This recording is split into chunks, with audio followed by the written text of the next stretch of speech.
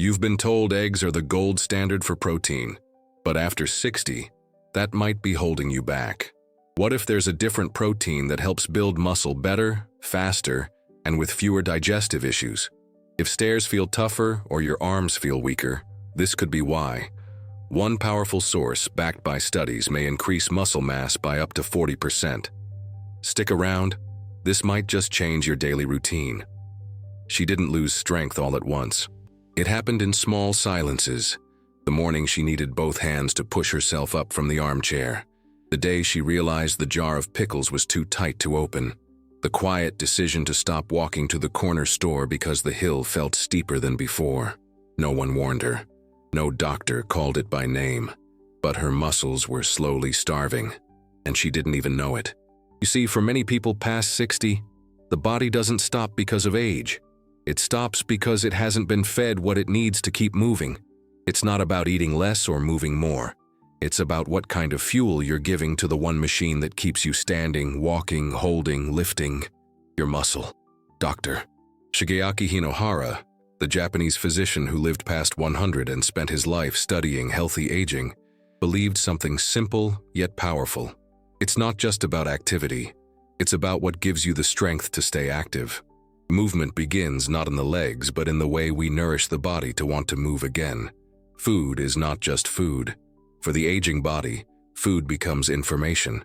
It tells the muscles whether to grow or disappear. And here's a truth few will say out loud. The egg, as comforting and familiar as it is, may no longer be enough. In younger bodies, it provides what's needed. But after 60, something changes. The muscles need a stronger message, a clearer signal to rebuild. A new kind of protein, a deeper nourishment. Dr. Peter Attia, who has spent years studying longevity, puts it plainly. Muscle loss with age isn't inevitable. It's the result of 3 simple problems. The wrong type of protein taken at the wrong time, with too little of what the muscle actually listens to, an amino acid called leucine. Without that, the message doesn't reach the body. The strength doesn't return, and slowly, silently, independence fades. But it doesn't have to. This isn't a lecture on nutrition, and it's certainly not a diet plan. This is a survival guide. For anyone who wants to get up from the chair more easily, walk with less fear of falling, carry their groceries again, or simply feel their legs belong to them. We're not here to count grams or chase youth. We're here to keep moving, to protect autonomy, to make sure that one more spring in the garden, one more stroll after dinner, one more chance to get up without help, is still within reach. Because the truth is, your body hasn't given up. It's been waiting. Waiting for the right kind of care. Waiting for the right kind of protein. Let's begin. There's a quiet habit among older adults that almost no one questions. Breakfast might be a boiled egg with toast. Lunch, a little chicken or some beans. Dinner, perhaps soup with rice or vegetables. It sounds balanced, maybe even healthy. But for a body over 60, a body that's aging, healing, adapting, this pattern can leave the muscles hungry. Not for more food, but for the right kind. Because here is what most people don't hear in the doctor's office. Not all protein is equal. Once the years begin to settle into the joints and the hands start trembling ever so slightly when buttoning a shirt, not all protein has the power to speak to an aging muscle. Eggs, beans, and even meat, foods we've trusted for generations, carry protein, yes. But after 60, the body doesn't just need protein. It needs something much more precise. It needs leucine, a special amino acid that acts like a messenger, a spark. Without enough leucine in one sitting, the body doesn't hear the message. It doesn't begin to rebuild. It simply continues breaking down, quietly and consistently. You might eat the same meals you did at 40, even at 50. But something changes with time. The stomach digests differently, the cells respond more slowly, and the muscles require a louder, clearer signal.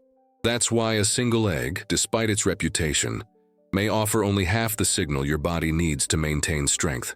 It's not bad. It's simply not enough. And here lies the heart of the problem. The recommendations we've been told to follow, how much protein to eat, how often, what sources, were designed for younger bodies, for people still climbing stairs without thinking, still rising from chairs without holding the armrest.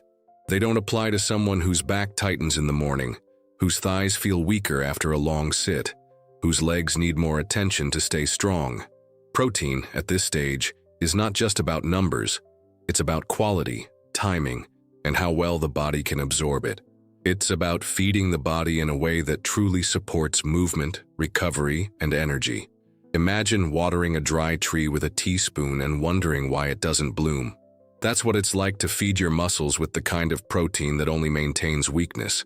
Not because you're doing it wrong, but because no one ever told you what changes after 60. Now you know. And once you know, you begin to see food differently.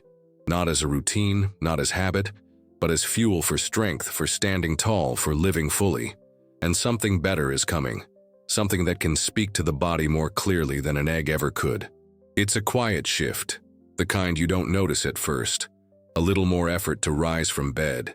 A slight wobble when turning quickly. Muscles that used to respond like old friends now hesitate. And yet, something remarkable has emerged from the science of aging. A type of protein that doesn't just feed the body, it awakens it. It's called whey isolate. Not a pill, not a miracle. Just a simple, concentrated form of protein drawn from milk, stripped of the extras, and enriched with what matters most for aging muscles: leucine and essential amino acids. These are the ingredients your body listens to when it decides whether to repair, to rebuild, or to stay silent. Eggs nourish, yes, but whey isolate speaks. Researchers at McMaster University and the Mayo Clinic have found something striking. In people over 60, taking 25 to 30 grams of high-quality, leucine-rich whey protein shortly after physical activity results in up to 40% more muscle growth than relying on traditional sources like eggs. 40%. That's not a number pulled from theory. It's what happens in real aging bodies. In people who thought their strength was gone for good. One of those people was a woman of 72. Her name wasn't in the headlines. She wasn't a fitness model or a former athlete, just someone who was slowly losing the ability to climb her own stairs. Her doctor mentioned sarcopenia, a word that sounds distant, but means something painfully close, the gradual loss of muscle with age. But she didn't give up. She began mixing a scoop of clean, additive-free whey isolate into warm almond milk each morning. Not as a punishment, not as a trend, just as a new way of feeding herself. After her 10-minute walk, slow at first, cautious, she would sip her protein like tea. And something shifted. Within weeks, she noticed her thighs feeling firmer, her legs more steady. In 8 weeks, she climbed those same stairs without gripping the railing. Not because she became someone else, but because her body finally received the message it had been waiting for. And here's the truth behind all of this. You are not weak. You never were. Your muscles haven't disappeared. They've simply been waiting for the right kind of nourishment, waiting for the signal to rebuild, waiting for someone to say, "You still matter. Your body still matters." Whey isolate may not have the comfort of a soft-boiled egg, but it carries something deeper. The power to protect your ability to move, to reach, to lift, to live. And the story doesn't end there. For those who can't digest milk well, there's an ancient answer. One that has quietly built strength across generations, from soil to table. That's what we'll explore next. There's an old belief that real strength only comes from meat, that the muscle of an animal is what builds the muscle of a human. But in the long rhythm of human history, that's not always how it worked. In the mountain villages of Asia, in the fields of the Mediterranean, in the kitchens of Indian elders, there was another path to strength, one that began in the soil and ended in the bowl. Quiet, humble, complete, rice and peas, two of the simplest foods in the world. Alone, they may not seem like much, but together they form a complete protein, one that rivals the muscle-building power of meat, without the heaviness that can burden aging digestion. This is not a modern invention. It is ancient knowledge, rediscovered, a wisdom passed down through wooden spoons and shared meals. After 70, many people experience a subtle but significant shift in how their bodies respond to food. The acid in the stomach, once strong and efficient, now weakens. Meat sits heavier, digestion slows, and while the mind may still crave what once gave energy, the body starts whispering for something gentler, something it can actually use. This is where rice and pea protein come in, not just as side dishes but in the form of clean, digestible powders that blend easily into daily routines. When combined, they deliver the full range of amino acids needed for muscle maintenance and growth. And in those whose digestion has grown more delicate with age, they may offer something even more valuable: relief. Relief from bloating. Relief from the discomfort that so often follows heavy meals. Relief from the quiet feeling of, "I ate, but I don't feel nourished." Modern studies now echo what traditional cultures have always practiced. This plant-based combination, when used regularly, can match or even exceed the effects of whey, especially for those who cannot tolerate dairy. It's not a compromise. It's a smart, respectful adjustment, a way of feeding the body that honors both its current needs and its enduring strength. Picture a morning where, instead of coffee alone, you begin with a warm green smoothie, maybe some spinach, a teaspoon of flaxseed, a scoop of plant-based protein blended not to impress anyone, but to care for yourself. It's a quiet act of resistance against the idea that aging must mean decline. It's a soft-spoken declaration that strength still belongs to you. In Okinawa, one of the longest living cultures on Earth, elders have practiced this very principle without calling it by name. Grains and legumes, rice and soy, millet and lentils, are often combined not for trend but for tradition. The result? Legs that carry them well into their 90s, hands that still tend the earth, minds that still remember the names of the birds. When your stomach gets older, your protein must get wiser. Not heavier, not trendier, just wiser. And with that wisdom, something opens, not just in the body, but in the heart. A sense that nourishment can still be simple and still be enough. Imagine someone sitting down to a generous dinner. Meat, vegetables, perhaps even a bit of dessert. They eat well, feel full, and think they've done enough. But by then it's already late. The sun has set. The body is slowing down, shifting into rest, into repair, not into strength. And what many don't realize is this: even the right food, taken at the wrong time, can lose its power.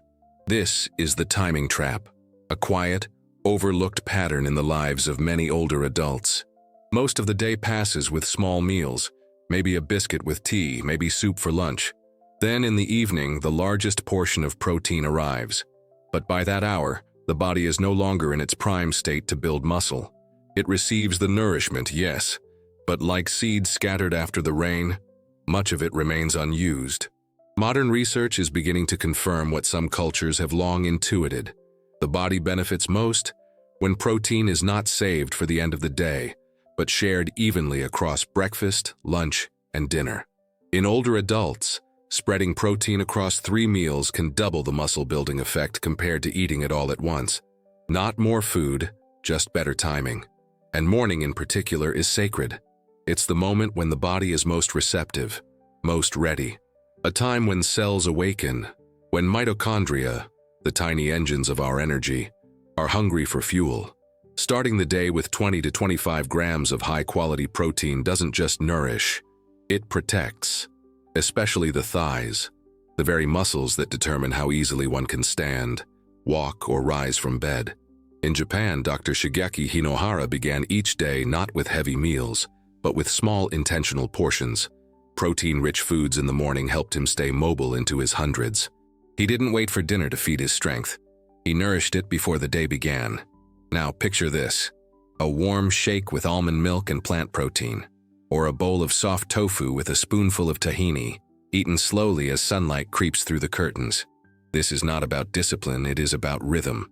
The rhythm of a body still alive, still capable, still responding to care. The earlier you feed your strength, the longer it carries you. And it's true. Because strength is not built in one large meal. It is built in the quiet moments of attention, the choices made when no one is watching, the way you start your day. It's not too late to shift this rhythm. The body listens. It always has. Even after all these years, there is something quiet and beautiful about the way the body responds to care. Even after years of being overlooked, it doesn't shout, doesn't demand. It waits. It holds the memory of how it once moved. How it once stood tall without thought, and in its own silent way it hopes for the chance to do so again. Not with the speed of youth, but with the grace of someone who has lived. Dr. Shigeaki Hinohara believed that the secret to a long, healthy life wasn't found in a single treatment or routine, but in the simple, thoughtful acts that keep us connected to motion. To feed the body, to wake early with purpose, to remain curious, and most of all, to keep moving. But even movement needs support, and as the years pass, the way we nourish ourselves must change too. Not with less care, but with more precision. Not by eating less, but by choosing differently. In the quiet spaces of aging, after retirement, after the children have left, after the routines of work and family fall away, something else begins to matter. Autonomy. The ability to stand up without help, to take a walk without fear of falling, to carry one's groceries without asking. These small freedoms are not small at all. They are what give a person their dignity, their rhythm, their sense of self. And behind each of them is something often forgotten: muscle. Muscle is not just for the young or the athletic.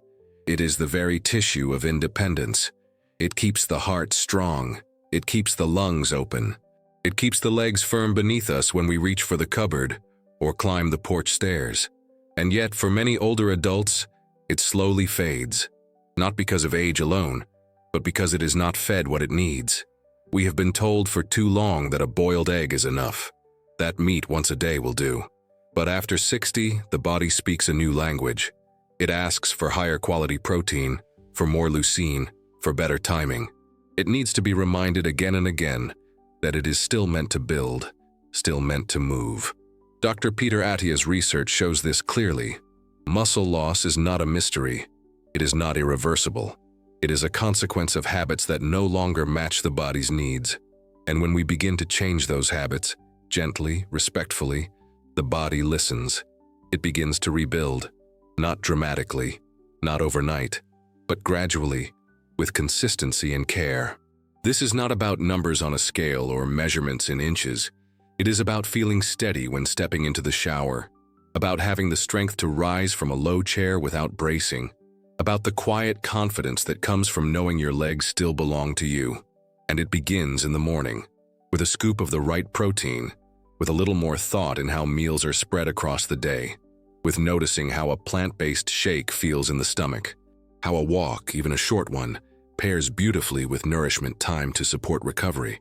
These are not big gestures, but they are meaningful, because aging with vitality is not about staying young. It is about staying connected to your body, to your breath, to the ground beneath your feet. And muscle is part of that connection. It is your body's way of holding on, of saying, I'm still here, I still work, just give me what I need. So give it, not out of fear, but out of kindness, out of respect, because there is still so much life in you, so much strength that hasn't left, only waited. And today, it can begin to return, quietly, reliably, day by day, step by step, not to chase the past, but to stand more fully in the present, where your strength has always lived.